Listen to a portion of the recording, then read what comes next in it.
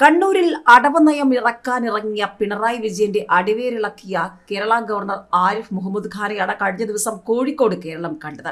ഇപ്പോൾ കണ്ണൂർ സിംഹം കെ സുധാകരനും ഗവർണർക്കൊപ്പം തന്നെ കട്ടക്കിറങ്ങിയിരിക്കുകയാണ്. പറയേണ്ടത് മുഖത്ത് നോക്കി പറഞ്ഞിരിക്കുകയാണ് പിണറായിക്കും ടീമിന് നേരെ സുധാകരനും.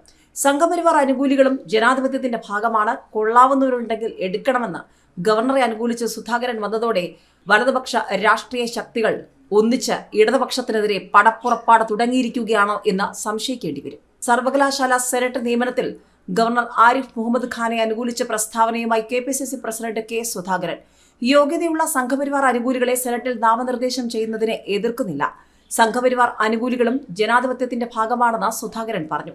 പട്ടികയിൽ കോൺഗ്രസ്, മുസ്ലിം ലീഗ് അംഗങ്ങൾ ഉൾപ്പെട്ടത് എങ്ങനെയെന്നറിയില്ല. ഇവരുടെ യോഗ്യത KPCC നിയോഗിച്ച സമിതി അന്വേഷിക്കുമെന്നും സുധാകരൻ പറഞ്ഞു.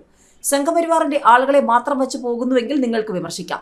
സംഘപരിവാറിൽ കൊള്ളാവുന്നവരുണ്ടെങ്കിൽ അവരെ വയ്ക്കുന്നതിനെ നിങ്ങൾ എങ്ങനെയാണ് എതിർക്കുക? കോൺഗ്രസിനകത്ത് എല്ലാവരെയും വയ്ക്കാൻ പറ്റില്ല. വയ്ക്കാൻ പറ്റുന്ന ഒരുപാട് ആളുകളുണ്ട്. അവരെ വയ്ക്കുമ്പോൾ ഞങ്ങൾക്കത് സന്തോഷമാണ്. ഞങ്ങളത് സ്വീകരിക്കുമെന്ന് സുധാകരൻ പറഞ്ഞു.